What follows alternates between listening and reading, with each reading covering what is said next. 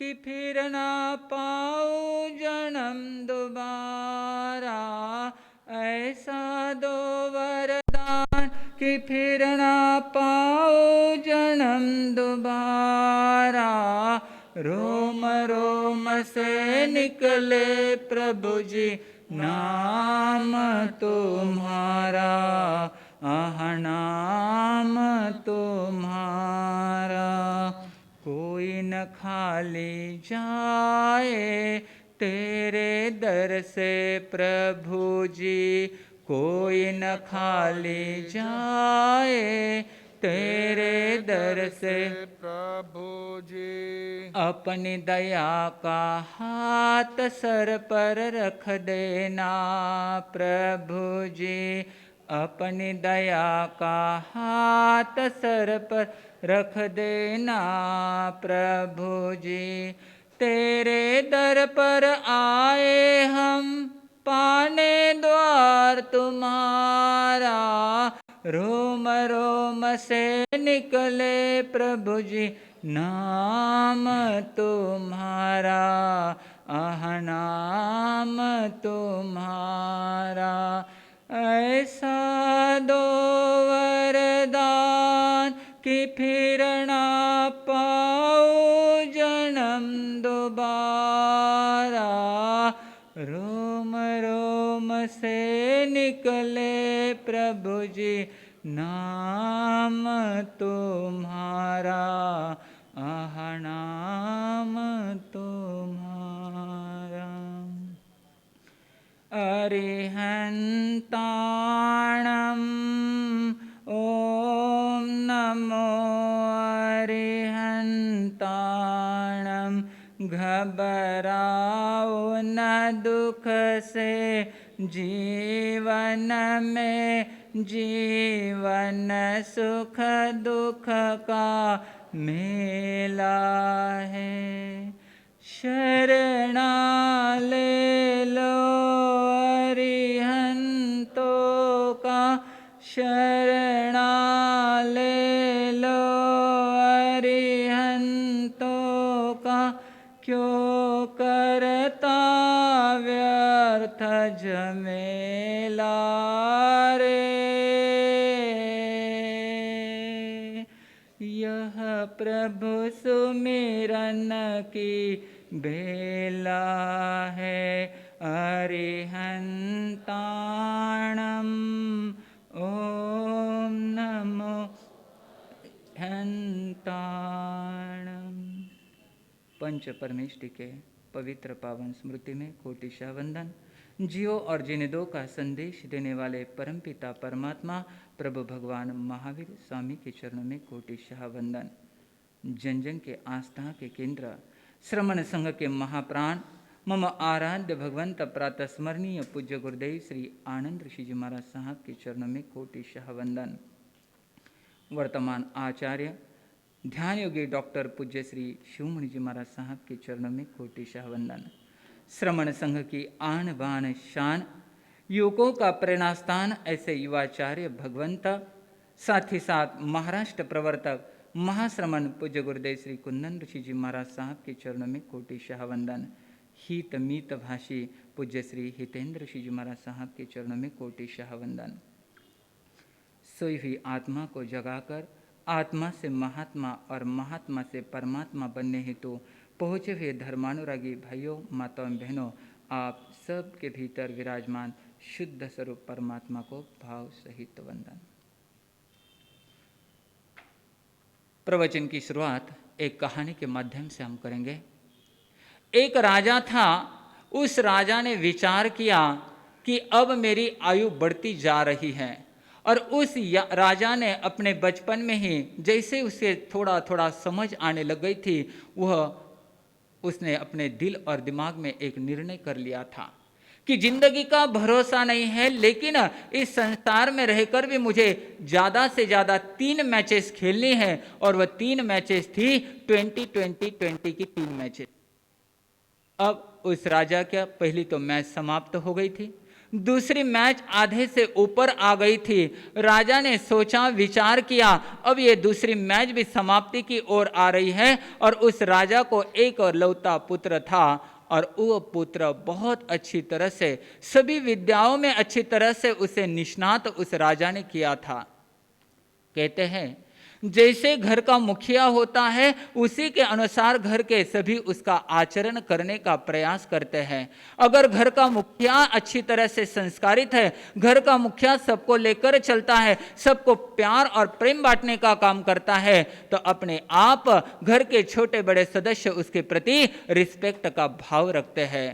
कहते हैं वह राजा भी बड़ा न्याय और नीति प्रधान राजा था। अब वह राजा ने विचार किया, अब ये दूसरी मैच मेरी समाप्ति की ओर बढ़ रही है। राजा के दिल और दिमाग में चिंतन चल रहा है कि अब मेरा ये जो पुत्र है, इकलौता पुत्र, ये सभी विद्याओं में अच्छी तरह से निष्णात हो गया है, यह सबको लेकर चलने वाला है, क्यों न मैं इसे राजा बनाऊं और लास्ट की जो मैच है वो मैच आत्म साधना और आराधना में खेलने का प्रयास करूं, अर्थात लास्ट की मैच जिसमें मैं धर्म का मर्म अच्छी तरह से समझकर और साधना आराधना करते हुए अपने मनुष्य देह को सफल करने का प्रयास करो। उस राजा ने तो अपने हिसाब से वह कार्य प्रारंभ किया है। थोड़ा सा चिंतन करें, हमने आज तक कुछ निर्णय किया है, कहाँ से आए हैं, कहाँ जाना है, मैं क्या कर रहा हूँ। आज तो 80 साल की उम्र हो जाती है, फिर भी दुकान की तिजोरी की चाबियाँ किसके पास होती है?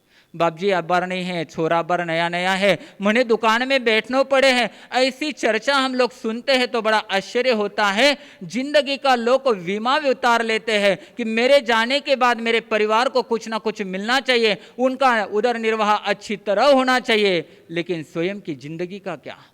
थोड़ा सा चिंतन करो। ये गोल्डन चांस मिला हुआ है, एक सुनहरा अवसर मिला हुआ है। यहाँ पर हम अगर हमारे जीवन का कोई एम, कोई लक्ष्य अगर सामने रखकर नहीं चले तो समझ लेना वह घानी के बैल जैसी मनुष्य की अवस्था हो जाएगी। दिन भर घूमता घूमता जाता है, शाम को जब आंखों के ऊपर से वह पट्टी निकाली जाती है तो कहाँ पाया? जहां से शुरुआत की है वहां पर पाया है।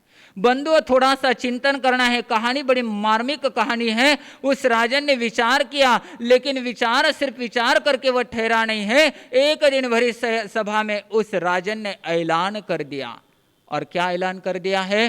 कि आज शाम तक इस नगरी से राजकुमार को हद पार किया जाता है, उसे इस नगरी को छोड़कर चला जाना है। जो भी राजकुमार का साथ देगा उसे मौत की घाट की शिक्षा दी जाएगी। जैसे ही सभा में राजन ने ये आदेश निकाला, सब मंत्रीगण आश्चर्यचकित हो गए हैं कि क्या बात है, राजकुमार ने ऐसा कौन सा अपराध किया है जिसके लिए इतनी बड़ी सजा, इतना बड़ा फरमान आदेश राजन ने निकाला है। लेकिन किसी की सवाल पूछने की हिम्मत वहां पर नहीं हुई। सभा विसर्जित हो गई है। चंद मिनटों में ऐसी वार्ता गली तक पहुंच जाती है और गली से लेकर सभी घर घर तक वह वार्ता पहुंच गई है। कुछ वर्ष पूर्व आपने सुना था, शायद इधर वह हवा भी आई होगी, कि गणपति बप्पा ने दूध पी लिया। 2 मिनट की बात हो गई, किसी ने वह बात फैलाई, पूरे विश्व तक वह बात चंद मिनटों में पहुंच गई है।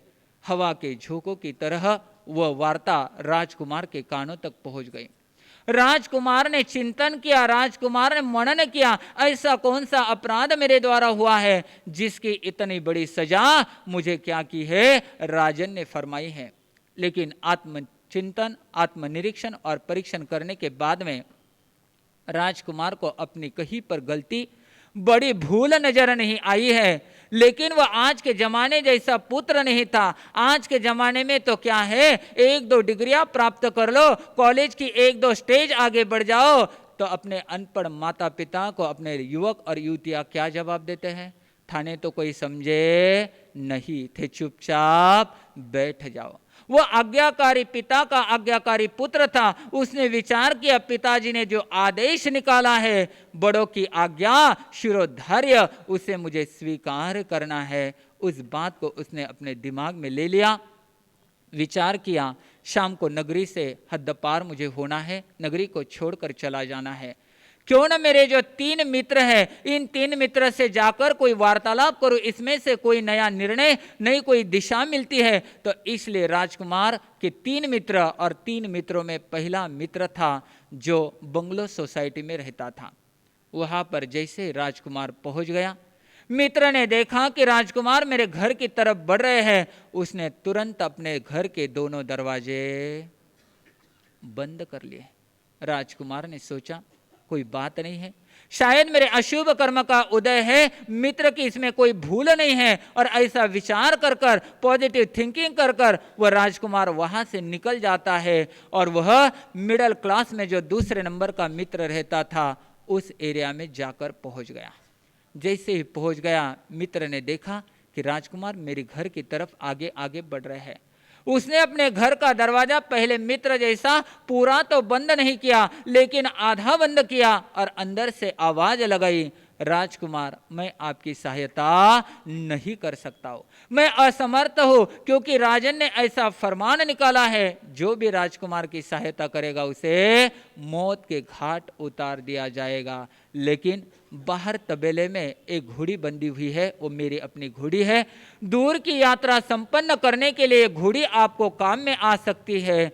राजकुमार ने विचार किया, चलो मित्र सहायता नहीं कर रहा है, कोई बात नहीं है, घोड़ी पर सवार होकर मैं आगे की यात्रा संपन्न करूंगा। इसलिए राजकुमार उस घोड़ी के ऊपर सवार होकर तीसरे नंबर का मित्र जो झोपड़पट्टी एरिया में रहता था, राजकुमार का और उसका रिलेशन बहुत आत्मीयता का रिलेशन था। वे दोनों बहुत क्लोज फ्रेंड थे। और जैसे राजकुमार वह झोपड़पट्टी एरिया में जाकर पहुंच गए, उस मोहल्ले में जाकर पहुंच गए, जैसे घोड़ी से वह राजकुमार नीचे उतर गए, वह तीसरे नंबर का मित्र अपनी झोपड़ी से बाहर ही बैठा हुआ था।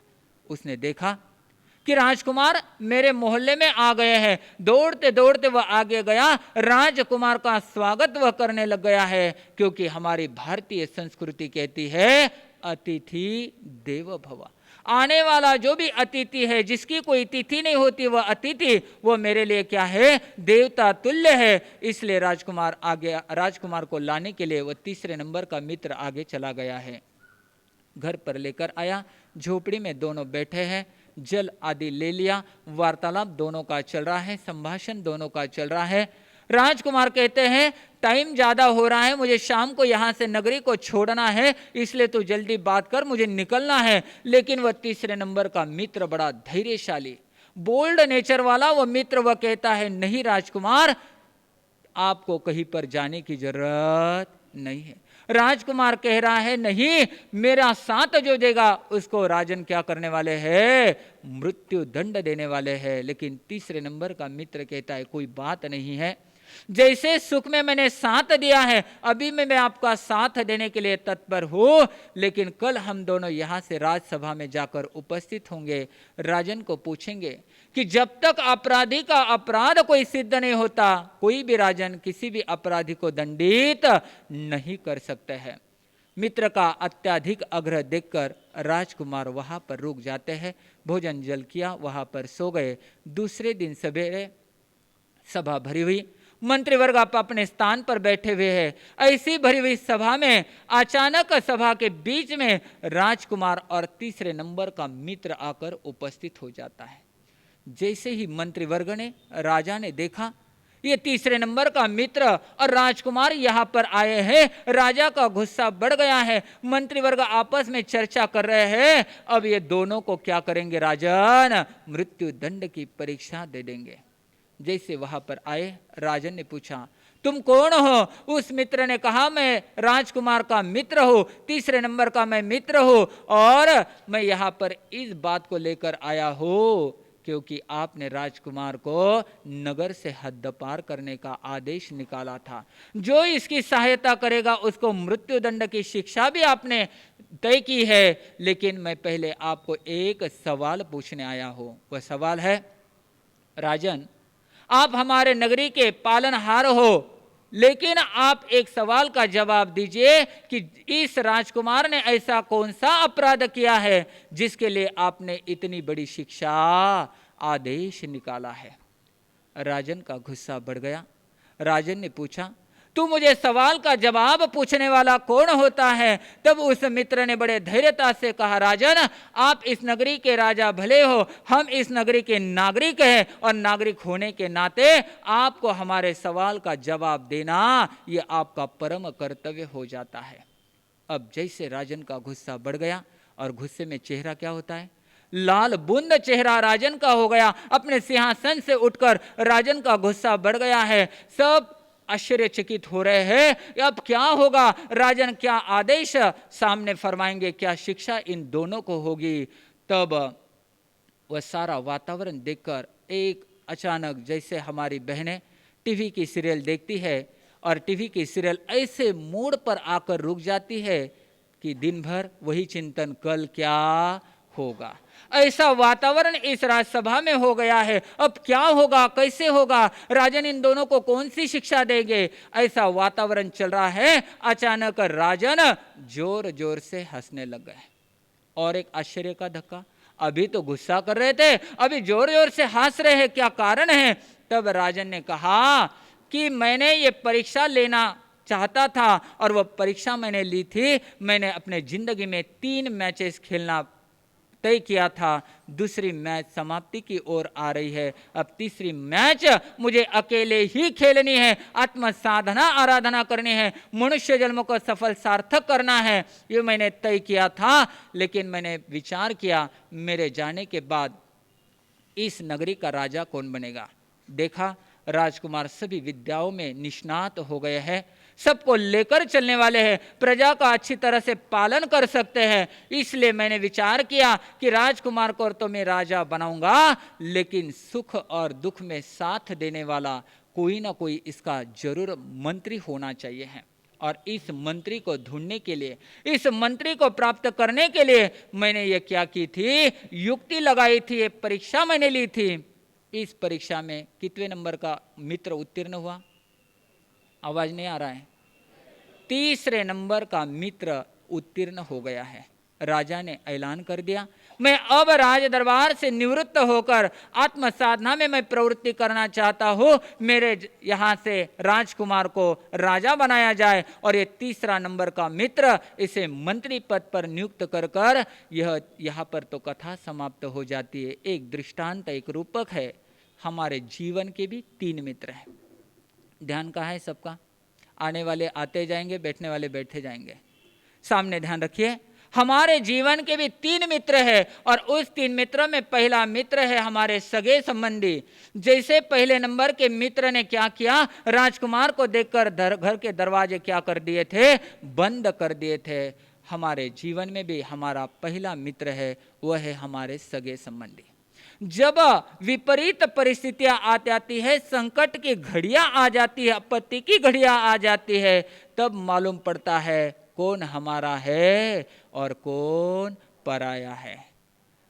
करोड़पति अगर रोडपति बन जाए तो पूछने वाले कोई नहीं रहते।